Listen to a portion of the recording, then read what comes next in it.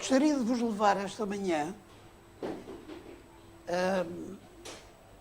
a uma situação única na história do povo de Israel, que é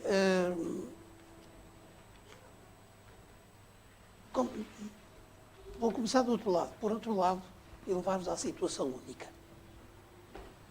Há duas formas, particularmente, pelas quais um rei sucede a outro. Ou por morte do rei que está em exercício e é substituído normalmente pelo seu filho mais velho, ou por abdicação. Isto é, o rei que exerce as suas funções decide passar em vida a responsabilidade ao seu filho. Temos dois casos na Bíblia, um dos quais foi passada a responsabilidade provisória. O pai continuava como rei, mas entregou ao filho os negócios do país, embora ele continuasse como rei.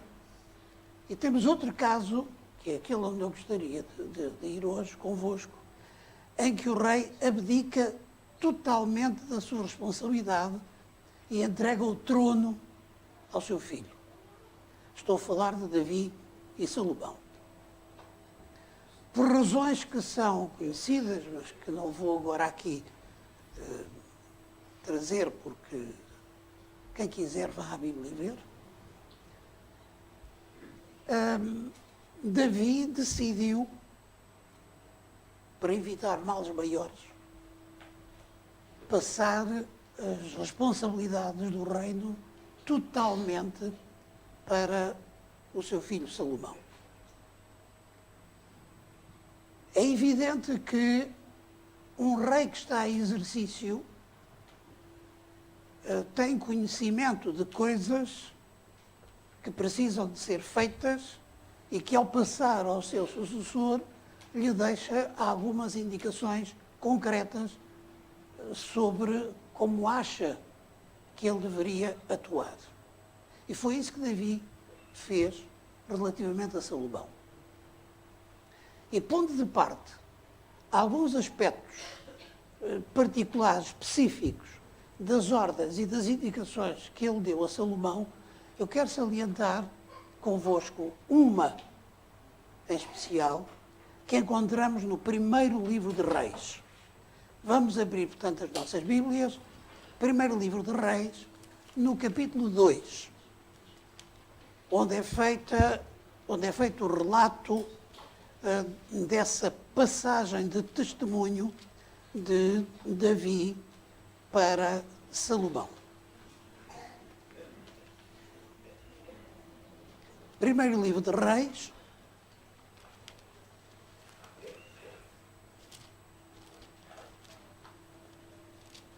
capítulo 2,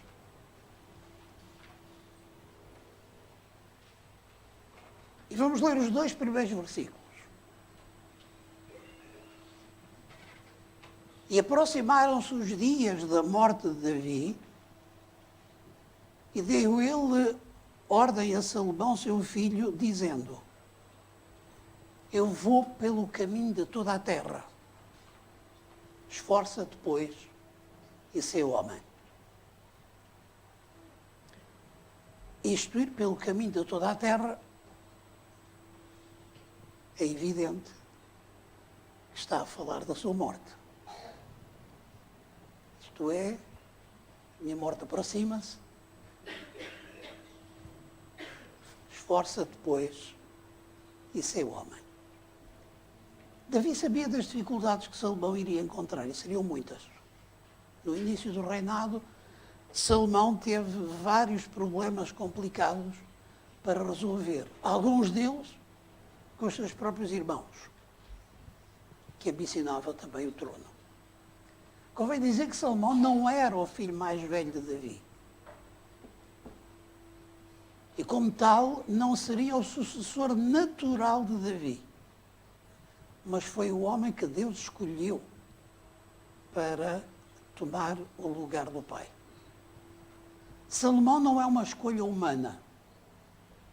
Salomão é uma escolha divina. Isto é importante para o reinado de Salomão em toda a sua história. Davi sabia que Salomão iria necessitar de muita coragem, de muito ânimo para enfrentar os problemas que o aguardavam. E todos nós sabemos, creio que por experiência própria, em maior ou menor grau, o que nos acontece quando perdemos o ânimo, quando perdemos a coragem. Deixamos cair os braços, a vontade é desistir. E Davi, sabendo as grandes dificuldades que o filho ia encontrar, a grande mensagem que lhe deixa é: não desistas, esforça-te, sê homem. Palavras que ainda hoje nós conhecemos e sabemos que são bem oportunas. De alguma maneira, Salomão, no início do seu reinado, tem uma preocupação. A preocupação de que não seja ele o rei, mas que seja Deus por intermédio dele. E quando ele reúne o povo na festa da coroação, encontramos isso no capítulo 3 deste mesmo livro. Davi reúne o povo em Gibeon para a grande festa da coroação e, em nome do povo, dirige uma oração ao seu Deus. Eu gostaria de ler convosco dessa oração 3 versículos. O versículo 7, o versículo 8 e o versículo 9. Capítulo 3. Agora, pois, ó Senhor meu Deus, tu fizeste reinar o teu servo em lugar de Davi, meu pai. Sou ainda menino pequenino, não sei como sair, nem como entrar. O teu servo está no meio do teu povo que elegeste. Povo grande, que nem se pode contar, nem numerar pela sua multidão. A teu servo dá, pois, um coração entendido para julgar o teu povo, para que prudentemente discirna entre o bem e o mal. Porque quem poderia julgar este teu grande povo? Passe, embora o habitual forma de expressão hiperbólica, um povo que não se pode contar, um povo enorme que não se pode numerar. É evidente que Salomão tinha consciência de que o seu povo e o seu reino era grande e sentia-se pequenino. Este pequenino aqui não significa uma questão de idade, mas uma questão de consciência da sua condição. Precisava de ajuda. E quando Salomão faz a sua aproximação como rei ao povo, dirige-se a Deus e a sua grande preocupação é: dá, pois, ao teu servo um coração entendido. A expressão original é um coração que ouça.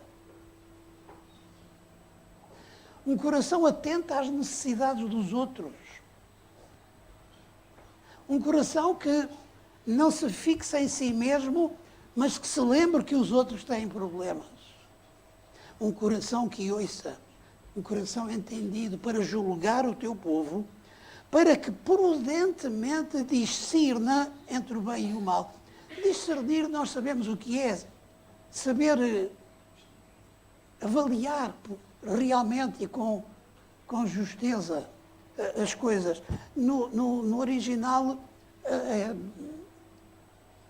tem atentar bem, isto é, prestar bem atenção. É interessante que há aqui como que uma sobreposição de conceitos. Dá-me um coração que ouça e dá-me a possibilidade de prestar bem atenção àquilo que o povo necessita.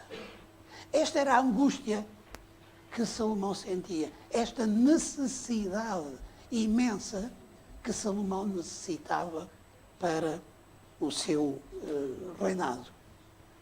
E esta é a grande escolha. Ainda hoje esta é a nossa grande escolha. Um coração que saiba ouvir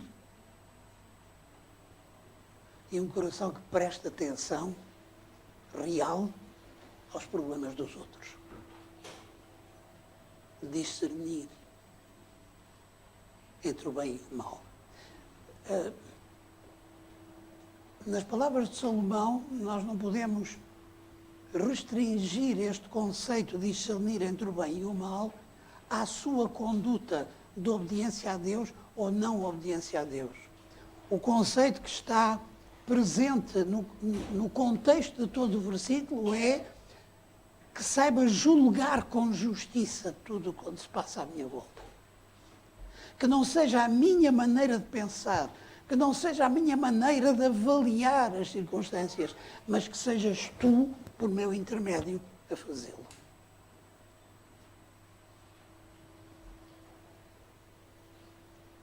Discernir prudentemente entre o bem e o mal não é tarefa fácil. Se acrescentarmos a este conceito, o conceito do versículo 9, é o conceito de sermos servos uns dos outros.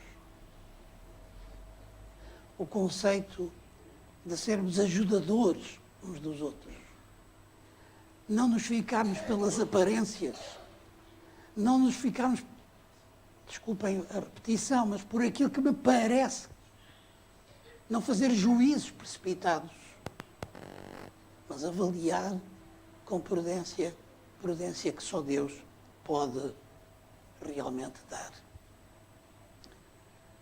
É muito fácil, este exemplo creio que é fácil de entender, é muito fácil definir entre o preto e o branco.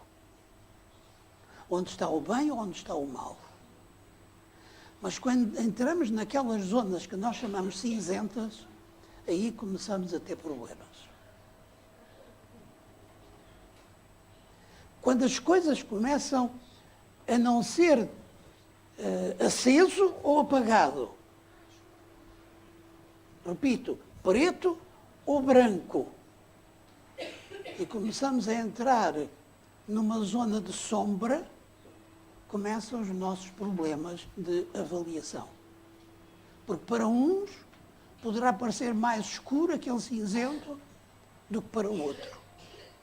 E nessas condições nós temos a tendência, estudamos esta manhã sobre a importância da lei de Deus e da forma como ela lida connosco.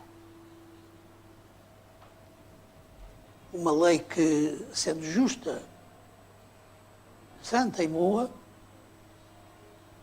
não pode fazer mais nada do que condenar-nos. E é muito fácil, no preto e no branco, pegar nos mandamentos da lei de Deus e julgar os outros no contexto de preto e branco.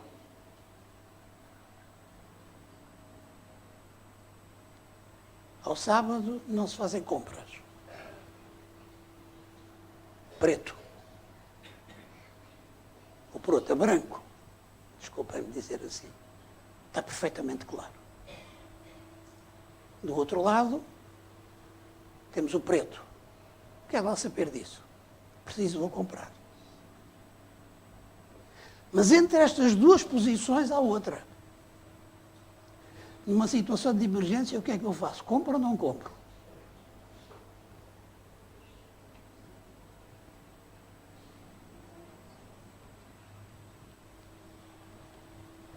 Estão a ver? Percebem?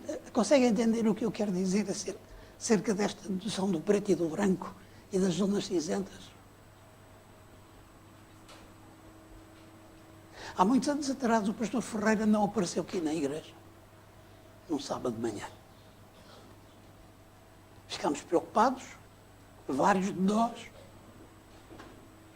Eu meti-me no carro com a minha mulher e mais não sei quem e fomos à casa do pastor Ferreira. Batemos à porta, ninguém abria. Pode imaginar o que é que nós pensámos, não é?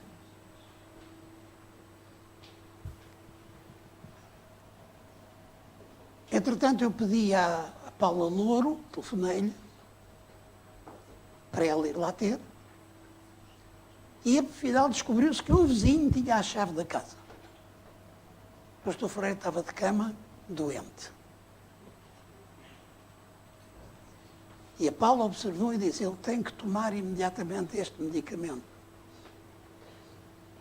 E eu peguei na receita e fui à farmácia ali ao pé comprar o medicamento. Preto ou branco? Certeza?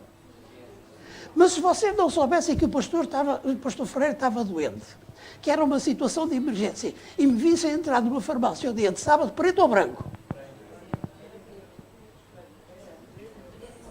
Vocês não sabiam que o pastor Ferreira estava doente.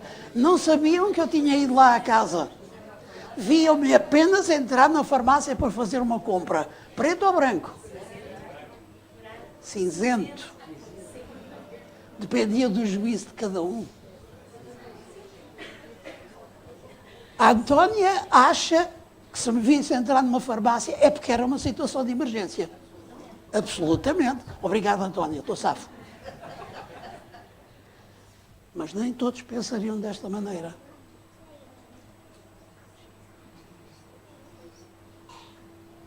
Há muitos anos atrás estava eu em Coimbra e tinha que ir a Arganil. Era o sábado de ir a Arganil. E o meu carro avariou exatamente quando eu ia sair de casa no sábado de manhã. E há um irmão, querido irmão já falecido, que me emprestou o carro dele. Eu estava habituado a carros económicos. E aquele era um lobo a chupar gasolina. Cheguei a meio caminho, o ponteiro até indicava que tinha muita gasolina. Aí descansadinho da vida. Cheguei a meio caminho, parou.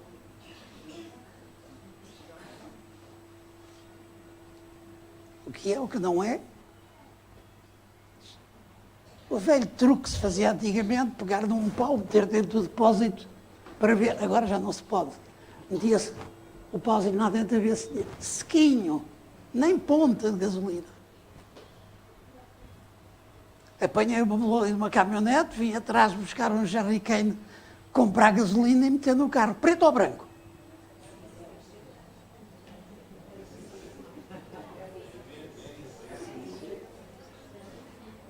Estão a ver como os juízes podem cuidar de fazermos juízes temerários. E é isso que Salomão está a pedir que Deus o guarde. De fazer juízos sem conhecer as realidades. E é tão fácil julgar os outros. Aliás, é mais fácil julgar os outros que julgarmos a nós próprios.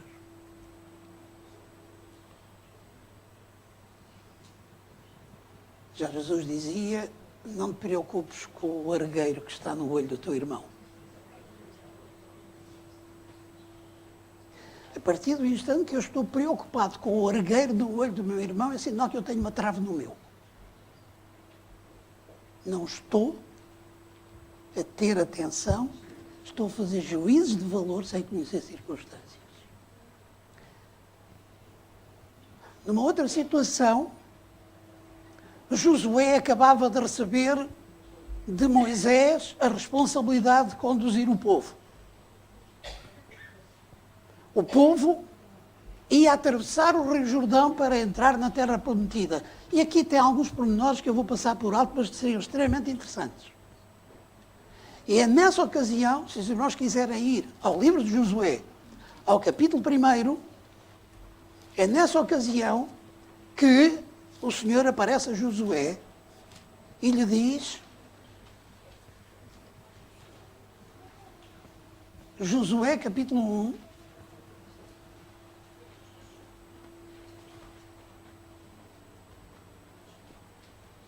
a última frase do versículo 5, as palavras de Deus a Josué: não te deixarei, nem te desampararei.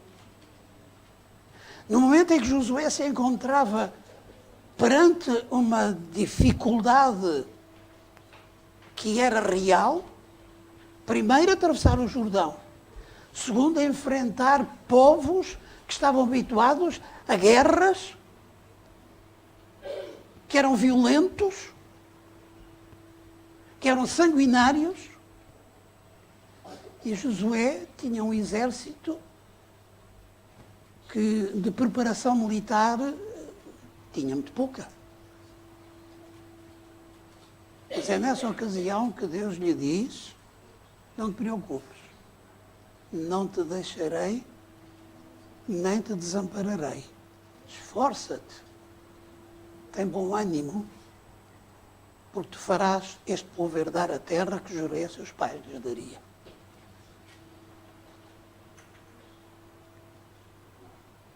Meus queridos irmãos, a nossa grande necessidade é de sabermos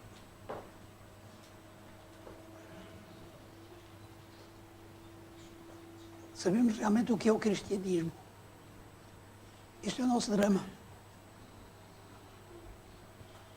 Se eu vos perguntar o que é o cristianismo, eu tenho a impressão que vou receber variadíssimas respostas, umas diferentes das outras, mas sei de fonte limpa que vou receber respostas que são frases feitas. Daquelas que nós usamos com a maior das facilidades, mas que na realidade não sabemos o que é que significam. A maior parte das pessoas, quando se lhe pergunta o que é o cristianismo, tem uma resposta muito simples: é ser cristão. Faz lembrar quando eu era miúdo, que o meu pai um dia me perguntou: meu filho, sabes o que é que a Bíblia diz? Sei, diz para sermos bons. E é verdade. A Bíblia diz para sermos bons. Mas é esta a essência da Bíblia. Cristianismo é sermos cristãos. Eu pergunto: e o que é ser cristão? É acreditar em Cristo. O diabo também acredita e não é cristão.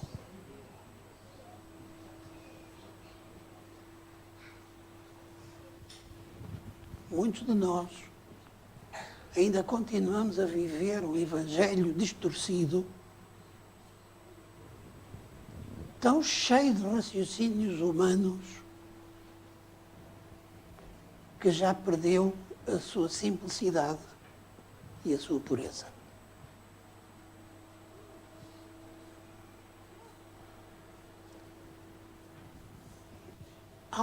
Há um texto do apóstolo Paulo que encontramos na Epístola aos Romanos, de que eu gosto muito. Romanos capítulo 14.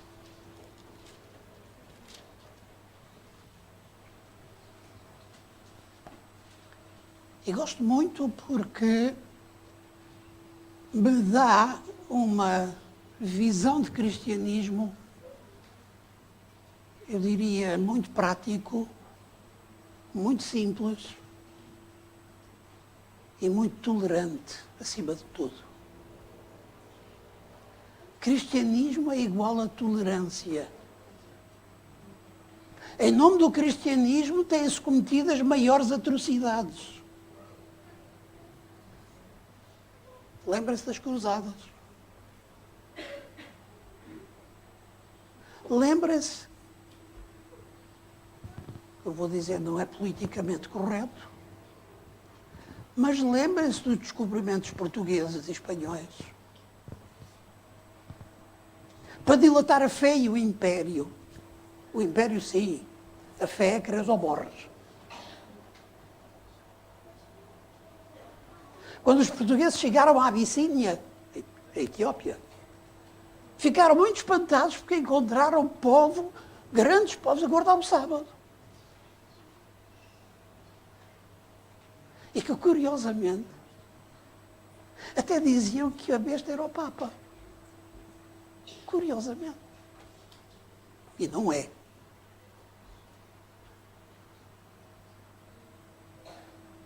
Mas isso era um escândalo. Vocês estão errados. E eles provavam-lhe pelas escrituras que estavam certos. Resolveram o problema de uma maneira muito simples. Todo aquele que pregar o sábado corta-lhe a língua. Pronto. Acabou-se a pregação do sábado. Dilatar a fé. Em nome do cristianismo, cometeram-se atrocidades tremendas. Cristianismo tem que ser tolerância, compreensão pelo outro, aceitação do outro com aquilo que ele crê. E é por isso que eu gosto muito deste texto do apóstolo São Paulo, do capítulo 14, o versículo 17. Porque o reino dos céus não é comida nem bebida, mas justiça e paz e alegria no Espírito Santo. Não és vegetariano, estás tramado. És vegetariano, és o... Falta-me agora a palavra.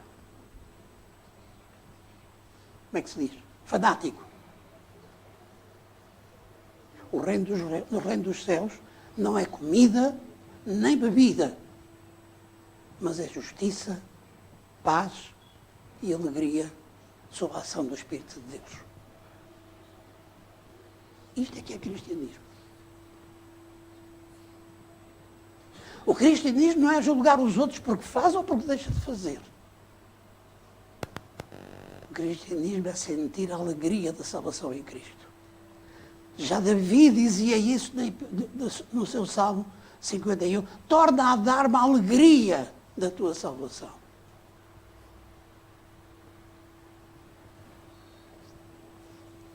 Vamos lá ao Salmo 51, meus irmãos. Porque há aqui, neste Salmo, tenho a impressão que a solução de muitos dos nossos problemas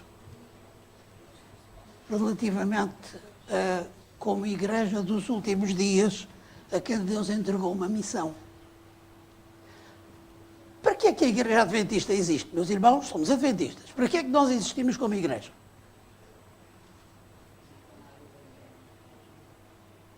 Não sabem? E o que é proclamar o Evangelho? És capaz? Sozinha não.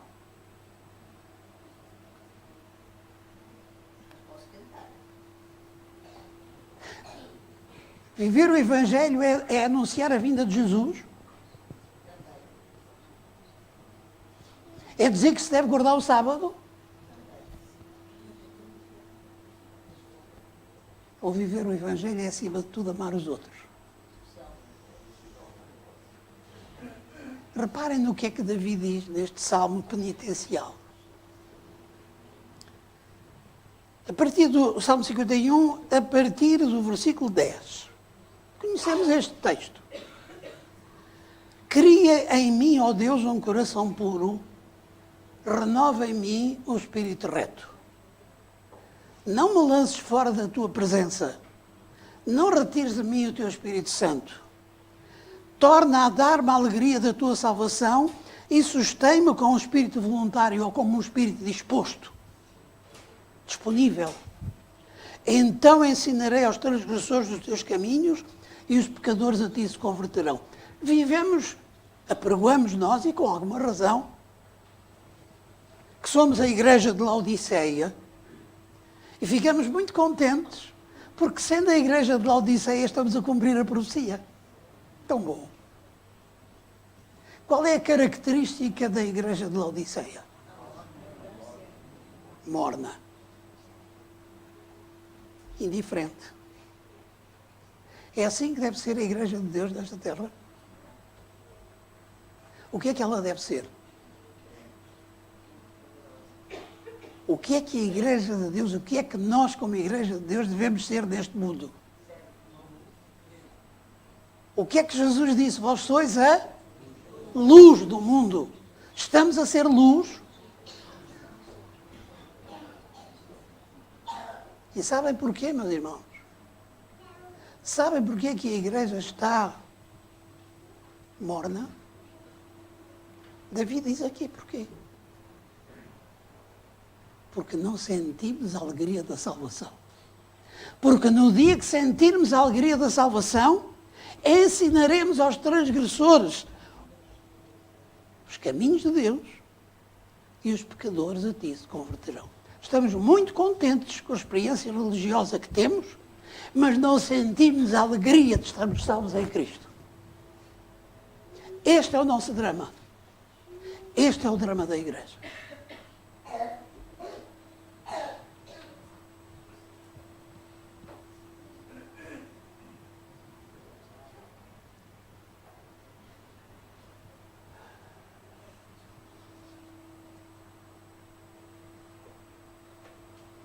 O apóstolo Paulo, na carta aos Efésios, diz que conhecer o amor de Cristo excede todo o entendimento.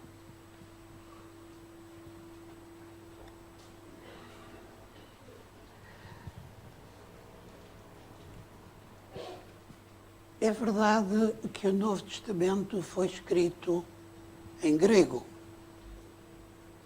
Era a língua franca da época. Mas quem escreveu o Novo Testamento foram hebreus, foram judeus. E o conceito judaico está presente, apesar de ter sido escrito em grego. E quando Paulo fala em conhecer Jesus, está a falar no sentido hebraico, no sentido da palavra conhecer, ter intimidade com.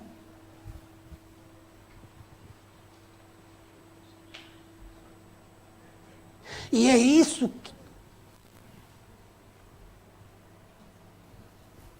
que excede todo o entendimento. Ter comunhão, ter intimidade com Cristo. E isso é que é cristianismo. Não é vir à igreja todos os sábados. Venha, por favor.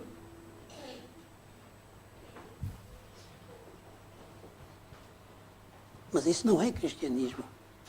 Isso é rotina. O verdadeiro cristianismo é aquele que antecipa desde logo à noite a alegria do próximo sábado. E quantos é que sentimos isso? Ou quantos é que agora, neste tempo em que os dias são maiores, a certa altura começamos a olhar para o relógio e nunca mais se põe o sol? Ainda falta tanto e eu queria fazer isto ou queria fazer aquilo. Sejamos honestos. Não se passa isto por vezes da nossa mente. Sejamos honestos connosco próprios.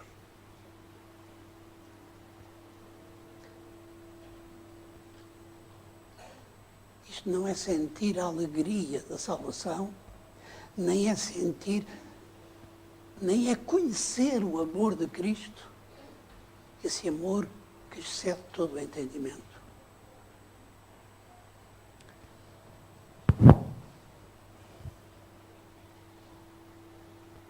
Há um outro versículo,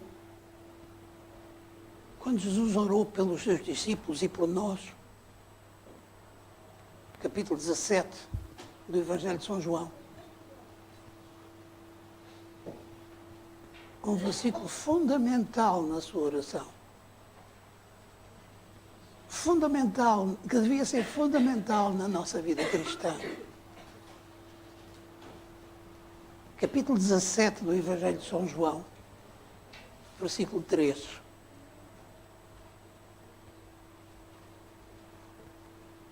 E a vida eterna é esta. Qual é a vida? O que é a vida eterna? Alguém quer ler bem alto para todos ouvirmos? E a vida eterna é esta: que conheçam a ti só, o único Deus verdadeiro, e a Jesus Cristo, a quem enviaste.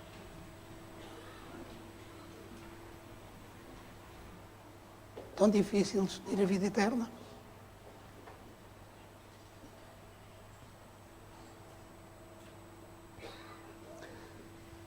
Meus irmãos, nós habitualmente complicamos aquilo que é simples. Preocupamos-nos com altas teologias, com grandes dogmas religiosos, a definir quem tem razão neste ponto ou naquele ponto, trocando mensagens sobre pontos de doutrina mais ou menos difíceis de entender e alguns bem difíceis de entender. E esquecemos-nos que a vida eterna é tão simples.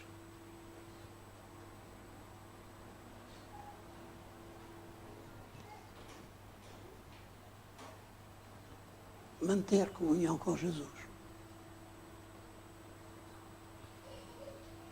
Voltar a ter a alegria da salvação para nos tornarmos portador dessa alegria para um mundo que neste momento vive numa angústia cada vez maior.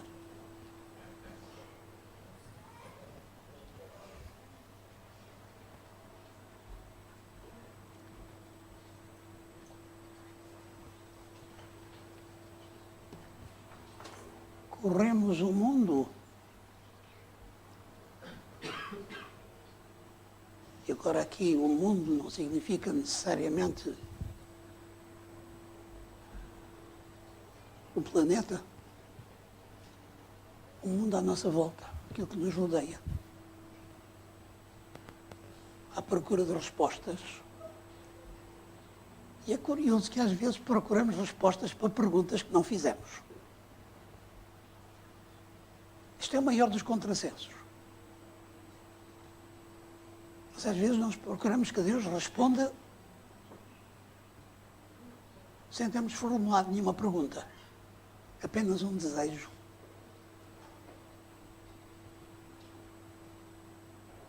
Não perguntamos, Senhor, qual é a tua vontade.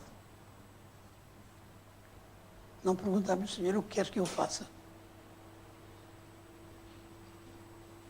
Perguntamos, porquê é que não fazes aquilo que eu gostaria?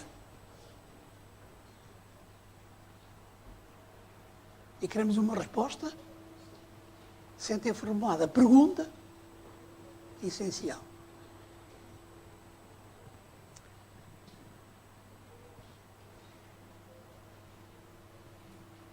Disse Jesus, aquele que vem a mim, de maneira nenhuma o lançarei fora. Disse Jesus, eu sou a água da vida. Aquele que beber desta água nunca mais terá sede. E nós continuamos a tentar tirar água de cisternas rotas. Continuamos a querer tirar água de fontes poluídas.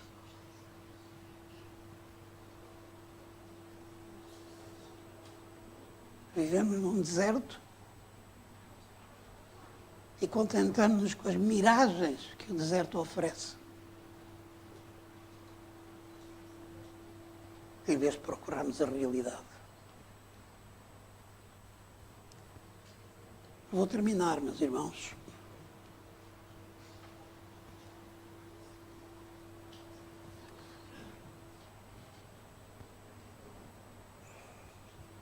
Por vezes hesitamos a ir ter com Jesus por aquilo que somos. Temos consciência de que minha vida tem sido isto, minha vida tem sido aquilo. Se alguém aqui esta manhã que pensa dessa maneira, por favor, é dessa maneira que Deus nos quer. Tal como estamos, para nos poder transformar naquilo que Ele quer que nós sejamos. Não estejamos à espera de nos mudar para ir ter com Cristo, porque só Ele pode efetuar essa mudança. O reino de Deus não é comida, nem bebida, mas justiça, paz e alegria no Espírito Santo. O apóstolo São Paulo dá-nos uma lição poderosa na sua carta aos Filipenses. Uma carta maravilhosa. E no capítulo 3, São Paulo tem uma atitude, expressa uma atitude. Diga-me uma coisa, irmãos. Ontem não fizeram nada de errado.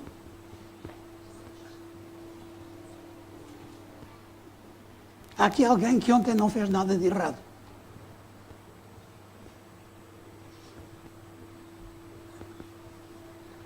Não há?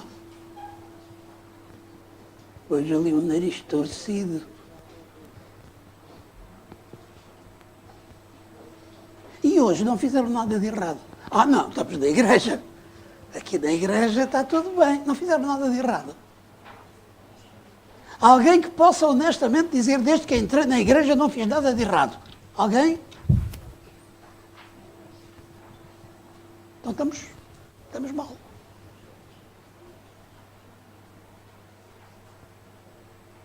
Ouçam o que Paulo escreveu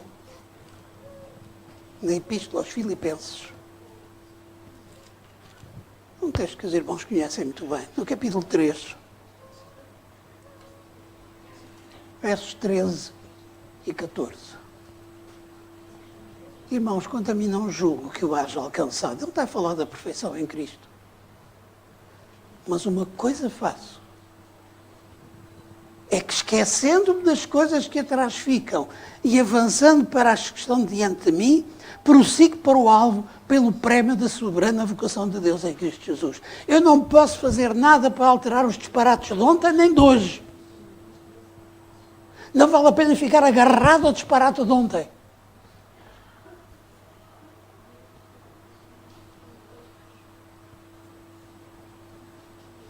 Tenho um futuro para viver. Um futuro que o apóstolo Paulo aos Romanos diz que é um futuro de esperança.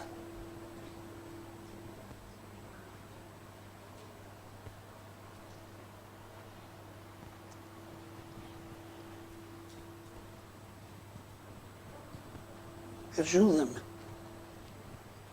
para que prudentemente eu saiba discernir entre o bem e o mal. E termino com um texto da Epístola aos Hebreus. Capítulo 12.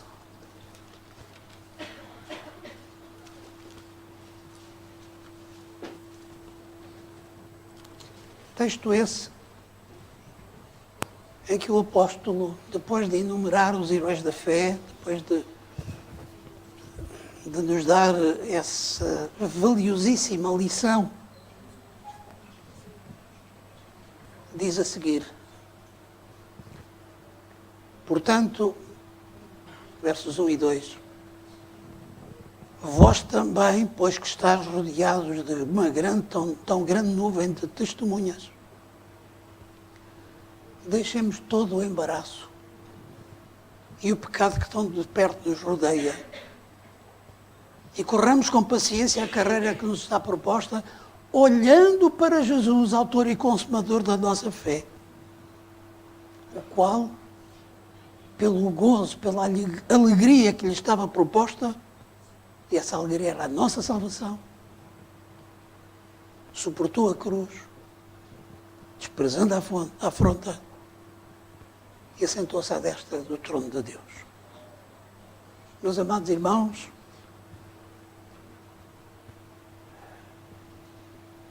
o cristianismo é tão simples.